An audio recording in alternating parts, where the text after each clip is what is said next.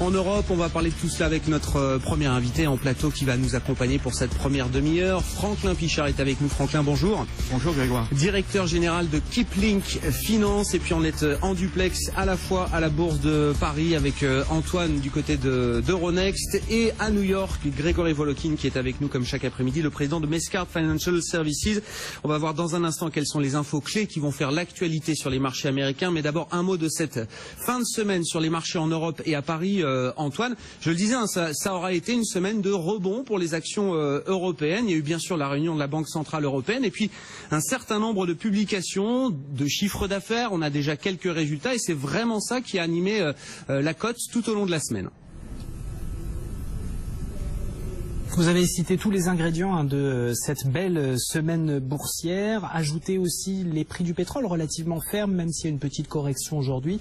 Mais globalement, on est vraiment fixé sur des plus hauts de 15 mois, notamment pour le baril de brut léger américain ou pas loin. Et puis cette fameuse semaine, ça aura été celle où le CAC 40, alors a priori on va pas parler trop vite, mais tiens les 4500 points. Et ça c'est pas rien techniquement, c'est un petit symbole, 4523. On est en baisse de 0,36% en ce moment. On est au plus bas de la séance. C'est vous dire si ça bouge peu aujourd'hui. C'est une séance à sorcière, comme on dit, c'est-à-dire qu'il y a plusieurs types de contrats et d'options qui tombent à échéance, mais pour l'instant, ça n'active pas beaucoup la cote. On doit faire 1,4 milliard d'euros d'actions négociées en ce moment, et c'est vrai qu'on a des soutiens de marché très très puissants. Ça se sent, on ne va pas au-delà d'un certain cap, mais il n'y a pas non plus de catalyseur de nature à les faire monter au-delà de leur point d'équilibre. D'autant qu'il y a pas mal de titres qui pèsent sur la cote. C'est vrai qu'il y a eu beaucoup de résultats d'entreprises toute cette semaine qui étaient plutôt bons. On a quand même quelques petites déceptions aujourd'hui, notamment Essilor, qui signe la plus forte baisse du CAC 40 depuis le début de la séance. Le titre perd 4,8% en ce moment. C'est vrai que c'est un titre qui a tendance à ne jamais décevoir, à être une valeur vraiment défensive. Et toute mauvaise nouvelle, tout accès de prudence, comme ça a été le cas lors de la publication des résultats, est sanctionné assez violemment. Donc le titre recule de 4,8%. Or, CAC 40 a noté quelques grosses déceptions aussi en termes de résultats et de perspectives, notamment du côté de chez Technicolor, qui perd 7,6%, et même chose d'ailleurs pour les laboratoires Boiron. C'est pas souvent que le titre déçoit, et là, pour le coup, la sanction est d'importance, moins 7,6% aussi. Mais des bonnes nouvelles, on en a. Et puis on a Valeo, d'ailleurs, qui signe la plus forte hausse du CAC 40, et ce, depuis le début de la séance. On anticipe quand même un très net retournement de cycle du côté de l'automobile américaine, du marché automobile américain. Mais du côté de Valeo, c'est surtout les autres marchés qui fonctionnent très très bien et qui font mieux compenser. Donc, le titre est acheté, un plus 2,6%. Les perspectives sont quand même au beau fixe pour cette année. À noter aussi Technip qui gagne 1,08%. Un des faits marquants de cette séance, c'est déjà la correction sur les prix du brut, et puis aussi les propos de Thierry Pilenko, le PDG de Technip, qui s'attend à 2 années redoutablement difficiles qui l'attendent. On est peut-être au début d'un contexte très difficile, dit-il, mais pour l'instant le marché voit surtout que Schlumberger hier aux États-Unis a publié de très bons résultats, que l'ensemble de l'industrie va quand même un petit peu mieux parce qu'elle s'est beaucoup restructurée. Puis on a aussi une opinion acheteuse du BS sur le titre Technip qui soutient un petit peu tout ça. Donc finalement, la mauvaise nouvelle devient une bonne nouvelle. Et puis du côté des catalyseurs, à noter quand même l'euro-dollar au plus bas depuis mars dernier. On est largement sous 1,09 en ce moment, et c'est un des catalyseurs importants de la séance. On est à 1,0871 en ce moment pour l'euro. Merci beaucoup Antoine, on vous retrouvera tout à l'heure pour faire un point à nouveau sur cette séance et cette fin de semaine sur les marchés européens. Un commentaire rapide, Franklin, on aura le temps d'y revenir bien sûr, mais c'est vrai que ça a été une belle semaine finalement pour les actions européennes. On est content de voir le CAC au-delà des 4500 points peut-être en clôture ce soir, même si à chaque fois qu'on revient sur ces niveaux-là, à la Bourse de Paris en tout cas, ça soulève un certain nombre d'interrogations. Un peu d'interrogation, et c'est vrai que la semaine dernière on avait fini sur les craintes de ralentissement en Chine. Cette semaine on a les belles publications, on était dans l'attente des banquiers centraux. On n'a pas été déçus, on a eu le discours qu'on attendait, et puis surtout, comme ça vient d'être dit, on est dans les périodes de résultats. Cette semaine, la semaine prochaine, ce sont des batteries de résultats, et plutôt qui surprennent agréablement le marché. Donc bonne tendance et bon soutien actuellement pour le marché, tout à fait. Effectivement, des publications, alors essentiellement des chiffres d'affaires pour l'instant pour les grandes entreprises françaises, et puis des résultats bien sûr aux États-Unis. On a encore une série de publications d'entreprises américaines cet après-midi. On prend la direction de New York. Grégory Volokin, vous êtes avec nous en duplex, le président de Mescard Financial Services. Grégory, une information, alors je ne sais pas si tout est confirmé, mais on a peut-être en cours une cyberattaque majeure contre un certain nombre de réseaux sociaux, Pinterest, WhatsApp, peut-être Twitter qui aurait été touché également, et puis des sites comme PayPal également qui sont tombés, comme on dit. Bah écoutez, la seule certitude pour le moment, c'est qu'en effet, Twitter a cessé de fonctionner pendant à peu près 1 heure ce matin. Maintenant, le service est rétabli depuis à peu près une demi-heure. Et une chaîne de télévision, CNBC, pour parler de nommé, dit aussi que Amazon est en train de regarder les possibilités d'une attaque. Alors, il faut toujours voir que la paranoïa monte très très vite. Je dirais qu'il faut être prudent avec ce genre d'informations. La seule certitude donc, ça a été que pendant à peu près 1 heure, Twitter a cessé de fonctionner. Ils n'en avaient pas vraiment besoin en ce moment. Bon, on suivra ça effectivement, peut-être un certain nombre de sites touchés par cette ou ces cyberattaques. Pour l'instant, Twitter seulement. On a la confirmation seulement que Twitter a été down, a été fermé pendant 1 heure ce matin aux États-Unis a priori, parce qu'en France, je ne crois pas qu'on ait eu de problème avec le réseau Twitter. Grégory, oui, pas mal de résultats d'entreprise également. Je le disais encore aujourd'hui. On pourra en détailler quelques-uns tout à l'heure. On vous retrouvera après l'ouverture, Grégory. Un mot peut-être juste de McDonald's, là, qui surprend agréablement le marché. Ça paraît bon à peu près partout dans le monde pour McDo sur le trimestre écoulé. Absolument, et je me demande pourquoi c'est une surprise, parce qu'en fait McDonald's a lancé une initiative qu'on savait extrêmement bien reçue, qui était d'offrir le petit déjeuner toute la journée. Alors c'est peut-être pas ce que font les Français, par contre les Américains, ils aiment bien prendre des œufs à 3 heures de l'après-midi, et ça permet à McDonald's de montrer vraiment dans toutes les régions des ventes à magasins comparés au-dessus des estimations, des profits au-dessus des estimations.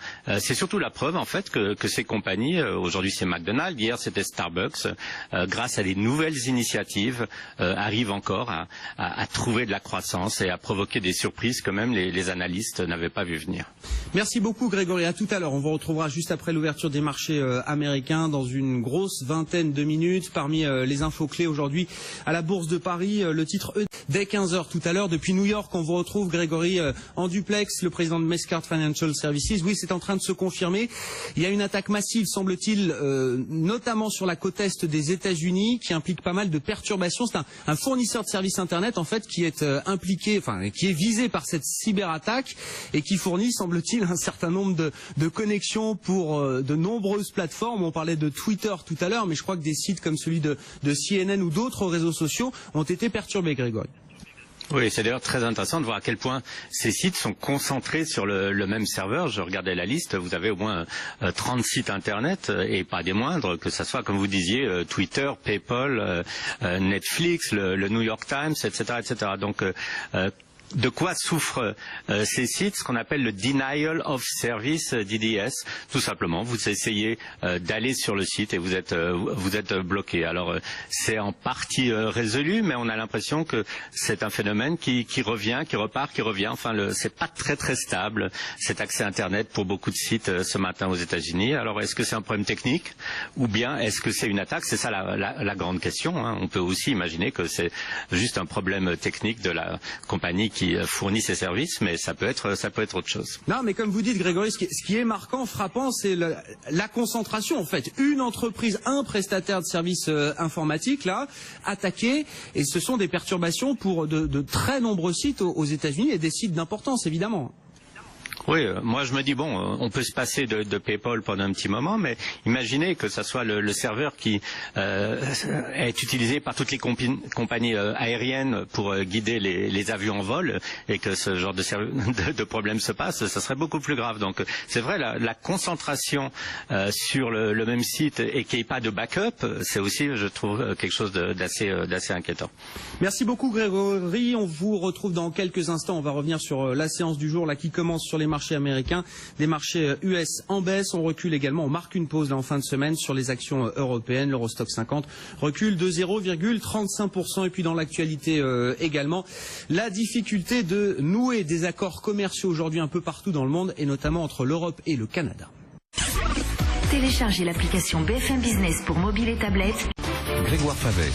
c'est Grégory Volokin qui est avec nous toujours en duplex depuis New York, le président de Mescard Financial Services. On a parlé de cette cyberattaque qui perturbe un certain nombre de sites sur la côte est des États-Unis. Grégory, on parlait tout à l'heure également des ventes et des résultats de McDonald's meilleurs que prévu. Le titre McDo gagne plus de 2,5%. On peut dire un mot également de Microsoft, alors qui frôlait les $60 le 27 décembre 1999. J'ai retrouvé la date, Grégory, et qui se retrouve quasiment au même niveau aujourd'hui. On est quasiment à $60 sur le titre Microsoft, donc plus haut historique pour le titre en bourse, sauf que évidemment le groupe Microsoft a beaucoup changé depuis, j'imagine. Ils publiaient leurs résultats hier soir.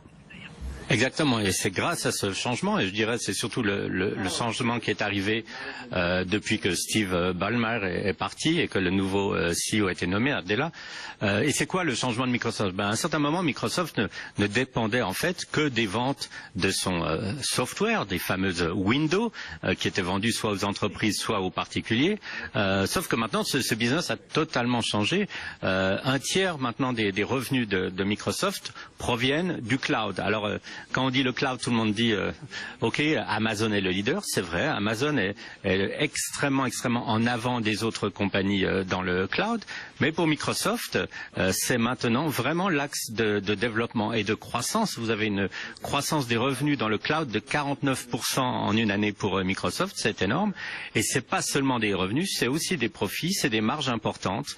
Et je dirais, c'est un pari qui a été vraiment réussi par Microsoft sur les 2 dernières années, et c'est récompensé maintenant, mais ça avait été déjà anticipé. Et si vous dites que ça a mis en fait pour Microsoft 16 ans pour revenir à son niveau le plus haut, qui était de 99, je regardais une autre chose, en l'espace quand même de 5 ans, le titre Microsoft qui était descendu à $20 a triplé. Donc en fait, Microsoft qui était toujours un peu la compagnie mal aimée des investisseurs techno, on disait c'est la vieille technologie, c'est devenu une des plus belles performances ces dernières années à Wall Street. Bon, Microsoft là qui dépasse, dont le titre dépasse un instant les $60, en hausse de quasiment 5% dans ce premier quart d'heure de séance. Grégory, on a en revanche d'autres secteurs qui souffrent un peu plus. Dans les secteurs industriels, on a eu la publication des conglomérats General Electric et Honeywell. Honeywell, je crois qu'il avait fait un warning il y a quelques semaines de cela pour préparer le marché à ces résultats. Il y a des difficultés pour ces deux groupes, alors dans certains secteurs et notamment dans le secteur aéronautique. Oui, c'est très intéressant de voir, en fait, comme vous le dites, que c'est des conglomérats, qui sont donc extrêmement branchés, je dirais, sur l'économie mondiale. C'est vraiment pas juste des compagnies américaines. Et qu'est-ce qu'on constate? On constate quand même une très grosse stagnation. Vous regardez un General Electric qui, il y a encore quelques semaines, attendait une croissance des revenus de 2 à 4%, il revoit ça à 0 à 2%. C'est-à-dire qu'en fait, moi je dirais que ces conglomérats ont beaucoup de peine à avoir une vitesse de croissance, que ce soit de leur vente ou de leur profit, plus rapide que la croissance du produit national brut, d'abord aux États-Unis, qui est peut-être un peu inférieur à 2%. Et puis si vous regardez dans le reste du monde, en Europe, on est nettement en dessous de ces 2%. Donc pourquoi? C'est parce qu'en fait, quand on a un conglomérat, on est diversifié, et quand on est diversifié, on est toujours exposé à des bons secteurs, mais aussi aux secteurs dans lesquels il vaudrait mieux ne pas être en ce moment. Et malheureusement, en ce moment, c'est l'aéronautique. Alors, on l'a vu, et vous l'avez vu, avec des contrats perdus pour Airbus ou pour Boeing et des choses comme ça. On le voit ce matin, par exemple, avec Bombardier, la compagnie canadienne de fabrication de trains et d'avions qui va licencier 10% de son personnel. Et c'est clair que ça pèse aussi bien sur GE que sur Honeywell. Et puis alors, l'autre secteur, évidemment, pour ces deux compagnies, c'est le secteur des matières premières.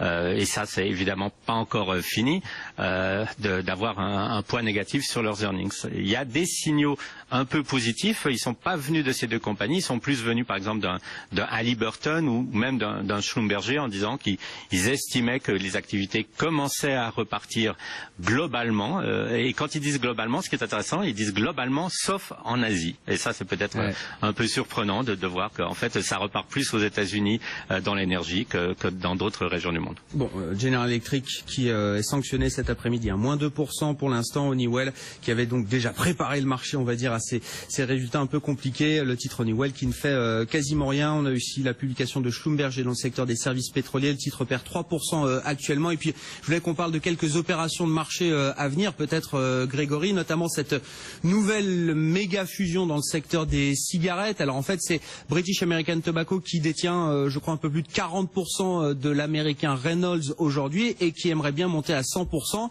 Ce serait une opération quand même à quasiment 50 milliards de dollars. Oui, ça constituerait en fait le premier groupe indépendant de vente de cigarettes au monde, puisque la plus grosse compagnie en fait c'est China Tobacco. Il y a beaucoup de monde en Chine qui fume. Je pense qu'on fume encore beaucoup plus en Chine que dans le reste du monde, sauf que c'est pas une compagnie privée, c'est une compagnie d'État. Et là, avec cette fusion, BAT et Reynolds dépasseraient Philip Morris, par exemple. Est-ce que c'est un deal qui a du sens? Oui, beaucoup de sens, parce qu'en fait c'est un deal où il n'y a pratiquement pas d'activité sur les mêmes régions. On peut dire qu'évidemment Reynolds est très très fort aux États-Unis et British Tobacco beaucoup plus en Europe. British Tobacco possède 40% déjà de Reynolds. Pourquoi ils font ça maintenant? Tout simplement, c'est peut-être un bon moment, parce qu'ils vont utiliser des actions. Leur action British Tobacco a beaucoup monté ces derniers temps. Vous allez me dire oui, mais toutes les actions anglaises ont monté, sauf que dans le cas de British Tobacco, ce qui est aussi intéressant en fait, c'est que puisque la plus grande partie de leurs revenus sont en dehors de la livre sterling, ça leur donne vraiment maintenant une raison de plus pour acheter une compagnie américaine dont ils étaient des actionnaires minoritaires. Risque antitrust, non, pratiquement pas, puisque justement les activités ne se chevauchent pas. Bon, Reynolds qui bondit effectivement sur cette proposition de British American Tobacco. Reynolds qui gagne plus de 16% cet après-midi. Et puis alors, une opération peut-être à venir, rien n'est confirmé à ce stade, mais Altice, alors, la maison mère de SFR, actionnaire également de Next Radio et donc de BFM Business. Altice qui s'est déployé, développé dans le câble aux États-Unis à travers deux acquisitions, notamment Cablevision et Suddenlink. Ils ont regroupé tout ça dans une filiale américaine qu'ils aimeraient peut-être bien mettre en bourse. C'est en tout cas ce que rapportent certains médias. Grégory, est-ce que ce serait une bonne opération? Est-ce qu'il y a de l'appétit aujourd'hui pour ce genre d'actifs là, ces opérateurs de câbles aux États-Unis? Il y a énormément d'appétit pour la bonne raison que d'abord Altice avait fait une très très bonne opération en rachetant Cablevision qui dégage énormément de cash flow et justement l'appétit des investisseurs c'est pour ce cash flow. L'autre chose c'est que vous le savez mieux que moi, Altice on parle toujours de leur niveau de dette, de pouvoir maintenant peut-être mettre sur le marché un ensemble de compagnies de câbles américains et le chiffre qui était articulé serait entre 25 et 30 milliards de dollars. Ça serait déjà faire un beau profit parce qu'ils n'ont pas payé ces deux compagnies à ces niveaux-là. Je regardais, Cablevision avait été acheté, je crois, pour 17 milliards, Suddenlink pour 5, donc il y aurait déjà une belle opération de ce côté-là, un deleveraging de la compagnie, et puis surtout, je dirais, encore plus important, ça permettrait à Altice d'avoir une monnaie d'échange, en gros, des actions, pour pouvoir continuer son expansion aux États-Unis. Ça serait difficile d'imaginer maintenant Altice aller sur le marché obligataire et s'endetter plus pour acheter des compagnies américaines. Par contre, avec des actions et pouvoir payer en actions d'autres compagnies de câbles et continuer dans cette direction qui leur va très bien et qui leur réussit bien, ça serait un très bel avenir, en tout cas sur les États-Unis pour Altice. Merci beaucoup Grégory. Bonne séance à vous à New York. Bon week-end. On vous retrouve chaque après-midi pour commenter les infos clés pour les marchés américains, des marchés US qui sont en léger repli comme nous en Europe. On marque une pause après une semaine de reprise des actions européennes. L'Eurostock 50 recule de 0,35%. Plus haut depuis 7 mois. Il y a aussi les prévisions jugées décevantes de General Electric. En revanche, Microsoft fait des étincelles à Wall Street. Le titre gagne actuellement un peu plus de 3,5%, pas loin des $60. Le groupe retrouve son niveau record à la bourse, niveau d'avant l'éclatement de la bulle Internet. C'était en 1999. Des résultats meilleurs que prévus, donc salués par le marché. Résultats tirés par le développement du business dans le cloud. Écoutez l'analyse de Grégory Voleux, qui est le président de Mescart Financial Services à New York. un tiers maintenant des revenus de Microsoft proviennent du cloud. Alors quand on dit le cloud, tout le monde dit ok, Amazon est le leader, c'est vrai, Amazon est extrêmement en avant des autres compagnies dans le cloud, mais pour Microsoft, c'est maintenant vraiment l'axe de développement et de croissance. Vous avez une croissance des revenus dans le cloud de 49% en une année pour Microsoft, c'est énorme, et c'est pas seulement des revenus, c'est aussi des profits, c'est des marges importantes, et je dirais c'est un pari qui a été vraiment réussi par Microsoft sur les 2 dernières années, et c'est récompensé maintenant, mais ça avait été déjà anticipé. Et si vous dites que ça a mis en fait pour Microsoft 16 ans pour revenir à son niveau le plus haut, qui était de 99, je regardais une autre chose, en l'espace quand même de 5 ans, le titre Microsoft qui était descendu à $20 a triplé. Donc en fait Microsoft, qui était toujours un peu la compagnie mal aimée des investisseurs techno, on disait c'est la vieille technologie, c'est devenu une des plus belles performances ces dernières années à Wall Street. Grégory Volokin à New York fait noter que l'action Time Warner s'envole en ce moment de près de 10%. Le groupe de médias serait sur le point de racheter